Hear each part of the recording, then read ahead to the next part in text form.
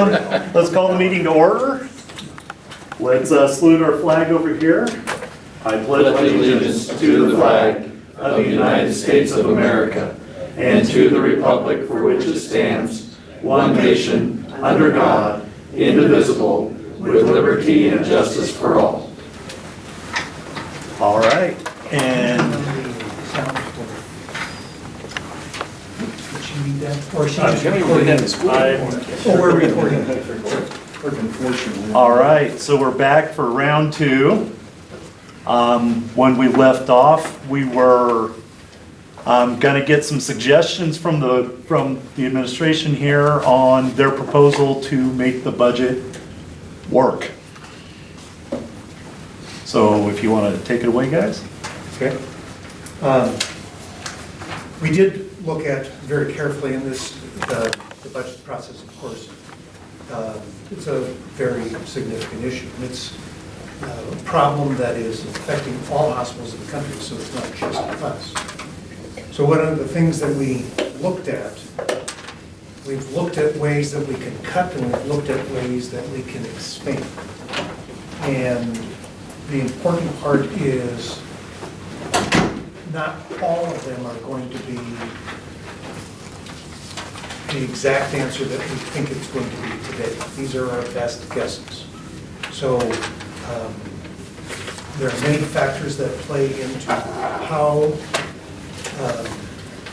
we generate new, more additional business versus can we make the cuts that make the predictive reductions that we think. So we want everyone to keep in mind that this is a roadmap for getting there. And that as we go through the year, we'll want to start this as quickly as we possibly can in July. But because if that's the case, then we have the full 12 months to experience any savings or increase.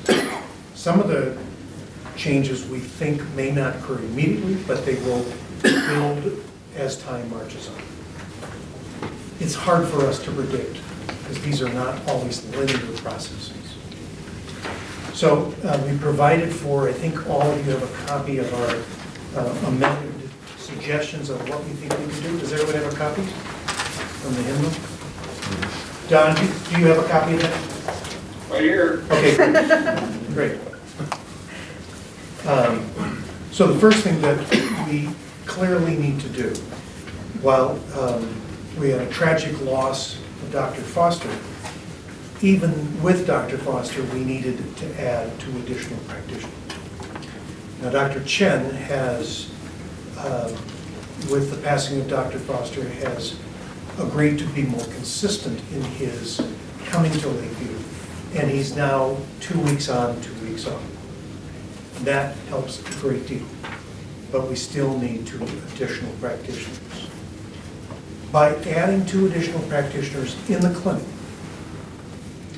we will increase the number of patients we're seeing, and in the process, patients that are seen, oftentimes we find things that need to be addressed. And so there is a resulting change in the number of services that that person might need. Not all people that come to the hospital or come to the clinic need to have care or need to have certain tests done. But there's a high probability that we will find things that need to be addressed. When you say 2 new doctors, you talk about 4 weeks a month? How many full-time? They would be full-time, yes. There are, because it's hard to do, we have to engage search firms. We have several physicians. Dr. Chiako Nulti has started, and she's planning on coming 1 week, possibly a month, still figuring it out, because she has a little one, and her husband is still in residency. So managing, not only providing care here, but also her, I think it's less than, maybe it's a year-old child, so if I recall correctly. So that's a beginning process. But we've got to be more aggressive and find more practitioners. And when I say practitioners, That doesn't mean physician, that may be a nurse practitioner, it may be a physician assistant, so practitioners. In the process of bringing on additional practitioners, one of the things that we do is we do find more need for surgical intervention. We've also been actively working on our process for when a person is determined to need a surgical procedure. We have to go through the authorization process, we have to go through the scheduling, making sure that that patient gets to the surgery and doesn't have a COVID problem or have other extenuating circumstances.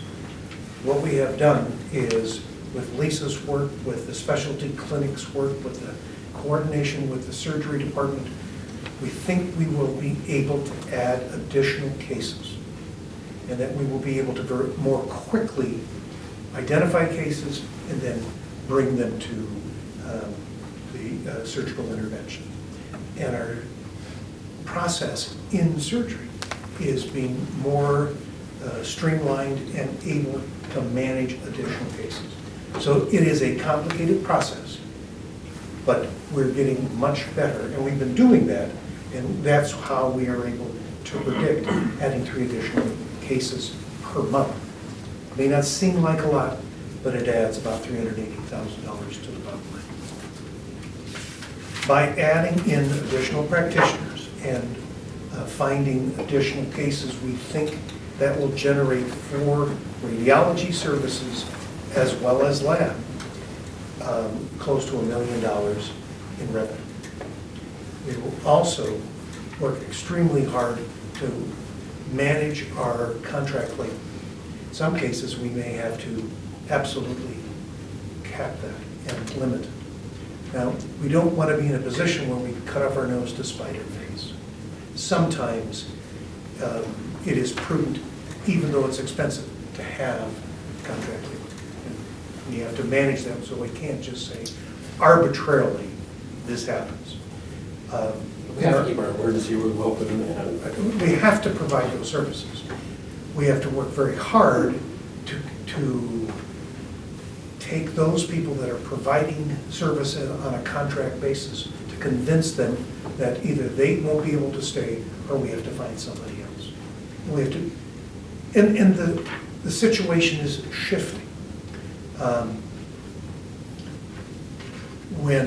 As we developed our budget, we predicted what we thought would be happening based on, I believe it was through February. Is that correct, or was it through March? February.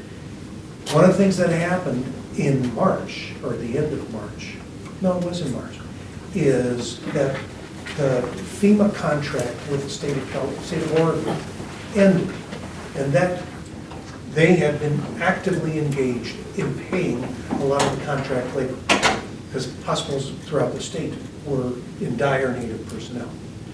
When that contract ended, a lot of the people that were working as contract labor saw that they couldn't get jobs because the hospitals weren't paying for it. So it is precipitously dropping the number of people that are having contracts, and the rates that the contracts are being arranged for has dropped precipitously. In the ballpark from $180 an hour to $160 to $140. The national average is $120. But Oregon, thanks to its restriction at the Oregon Board of Nursing and getting new nurses, not new, but new nurses new to Oregon, getting their license because they can't function without it. That has been a barrier to getting nurses. The state has been actively, and the hospitals have been actively putting pressure on the Board of Nursing to speed that process. So there's moving momentum to change the rates and provide more nurses. So we think we will be able to work on capping that and doing it in a prudent fashion. We look at other departments that we have contract labor, and we will focus extremely vigilantly on either finding replacements or limiting our contract labor. So with other departments, that's another $124,000 in savings. Joey and Ed went back to all of the managers after our meeting last Wednesday and talked to all of them about capital purchases. And we have significantly reduced the number of purchases from our budget prior to. Very significant. Yes. Now, some of this is where it gets to be difficult. When we say we're going to not replace certain things we've set our budget at $700,000, $700,000. $720, excuse me. Some things we can put off for a year. Some things we can put off for 2 years. Some things we can't. And while it's our best guess that we can do that, we will still have questions that come up, and we're going to have to make difficult choices. I see you got 200,000 in here in contingency on the list, and that's just in case something breaks and you have to. Sometimes here's a perfect example. We have a parking lot that, and if you don't maintain the parking lot, those that know about parking lots, the cracks get bigger, and soon they become canyons, and then they're dangerous. You have to address them. We have been unable to find a contractor willing to come and reseal or fix the problems. Today, or yesterday, I received a bid from a contractor. It's those kinds of things that we'll have to make difficult choices.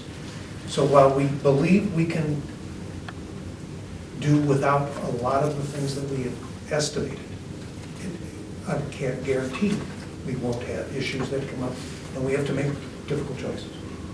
So this is our best guess, and it's a significant change.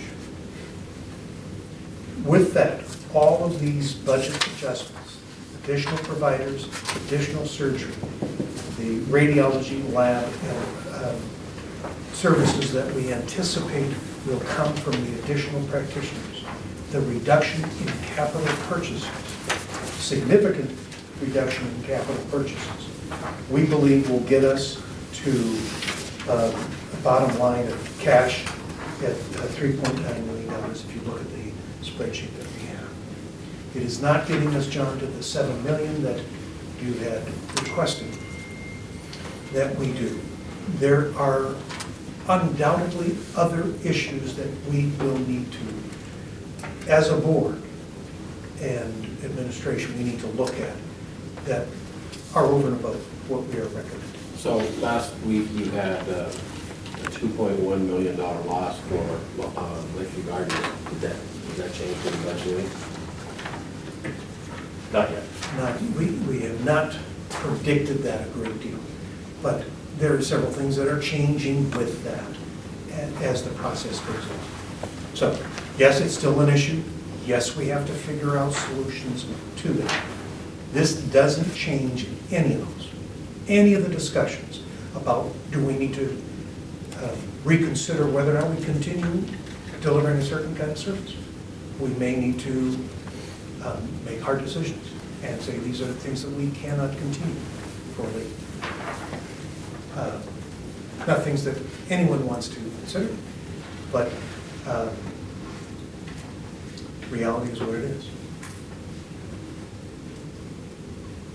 And this is not the forum for us to discuss any kind of changes that would be reasonable to consider, because there are people working in those positions, in those environments.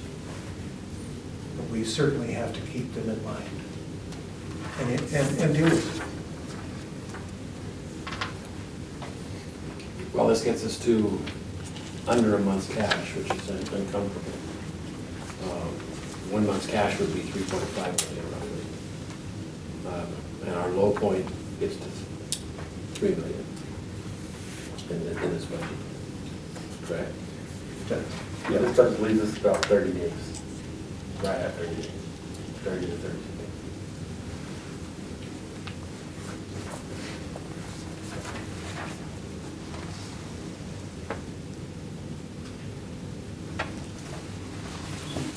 2 new providers listed here? You're not capping it at that, you want to get as many as you can, right?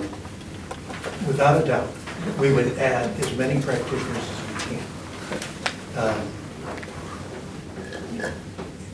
One of the things that it's really hard to get across is how difficult it is to try and recruit any kind of practitioner, physician, physician assistant, nurse practitioner, psychiatrist, psychologist, mental health practitioners, to come to a remote community.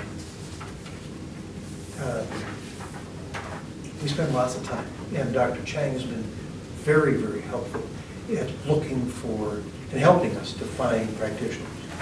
Hard to do, and we just have to be more vigilant and we just have to be more successful.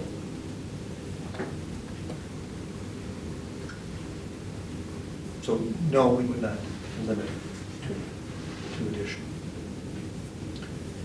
There are other ways that we deliver care that we haven't. An example is we have looked at the possibility of bringing on a nurse midwife to help our physicians deal with deliveries. Dr. Tan has been very helpful, but it's still, when she's not here, it's difficult. It means that Doctors Gallagher, Graham, and Hussey are delivering babies and then trying to practice in the clinic and then managing patients in the hospital. And it's becoming more and more challenging. So we're going to keep looking. Does that answer your question, Lynn?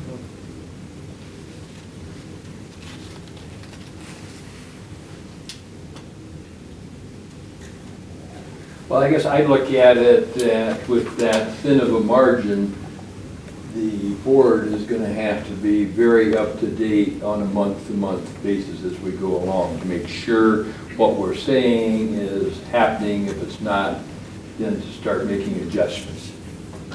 No question about it. I agree, and I'd like to see that the cash flow statement every month at our finance meetings. We can do that? Yeah. I actually, when we were talking last week, this is much different than what we were talking about, but I like the direction a lot better, to tell you the truth. Good. Trying to add, more, deliver more, and make the money that way. But it is contingent on getting more providers, practitioners. Right, right. Some of the times, while it's much more expensive to use what the term is called locum tenens, it's contract labor, but it does bring the practitioners that are seeing more patients. That is an option. We've tried it. Sometimes we've been successful. Sometimes it's difficult to find qualified practitioners that come on a short-term contract basis, a couple months or a month or two. Because practicing, typically the people that we can get don't understand practicing in a remote setting. And so we have to educate people when they say, well, I think you need to go to this ologist and that ologist, cardiologist, pulmonologist, on and on and on, ologists. Patients here are less willing to travel a lot of times for care. And so our physicians and practitioners become much more adept at dealing with issues themselves. Patients just don't want to or can't afford to travel to other communities. It's disruptive and difficult and expensive. So there are multiple ways of addressing it. Of course, the other thing, now that we are aware of where we're at, and the hospital staff is also aware, hopefully they can come up with maybe some suggestions for us that may be helpful going down the road. Okay, here are some things that we've done, we can do different, and all try to work together to make this thing happen.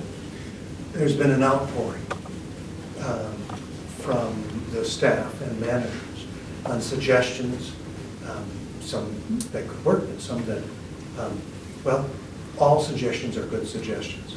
So we've had I have received lots of suggestions on things that we can do to improve our efficiency.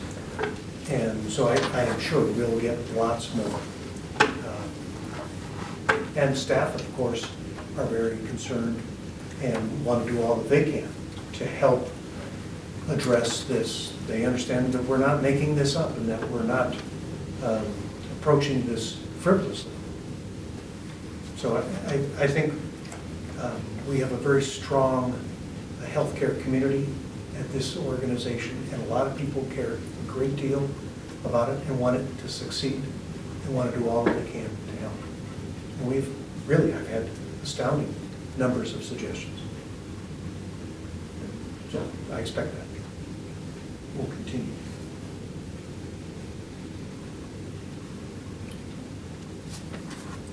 Well, it's been a tough couple of years with COVID and all of the things we've had thrown at us in the last couple of years, so I think this is a nice improvement. I have, I guess I want to have one suggestion, and that is, and it's back to cash flow, but I guess I would approve these new budget with the exception of taking out the 200,000 contingency. That would give us another 200,000 of cash. And if there's something comes up, come to the board and we'll discuss it. But just having a $200,000 slush fund, I don't think, as tight as things are, is something that we need right now. We put that in there just so we have it, so we know what it looks like. Still have to come to the board for any item that wasn't approved directly. But, we can certainly remove the contingency, and the contingency effectively becomes a board decision. So, And it would add 200,000 to our cash flow. and if that is something that is important, then there's no question about it, that would be, And that put us at 3.2, gives us a cushion of about a month's cash flow, because it's still tight, but I think we can make it work. So, It'll be a real awareness for us each time something happens. We will know. but I think, congratulations on some good work. This looks reasonable to me, and I think gives us a roadmap to move forward. So I guess I'd like to move we approve it, with the exception of the $200,000 contingency fund. Do you want to make that motion? I so move that we accept the budget as presented, with the exception of removing the $200,000 contingency fund, which would add another $200,000 to our cash flow. And if something comes up, then the board will convene and make a decision on those things, so. I'd second that motion. I'll second that motion. And I too, I look at it, this is our best guess as to what's coming in down in the future. And if we keep our nose to the grindstone and watch the cash flow during the year, we can make adjustments as we go along. And that's very important.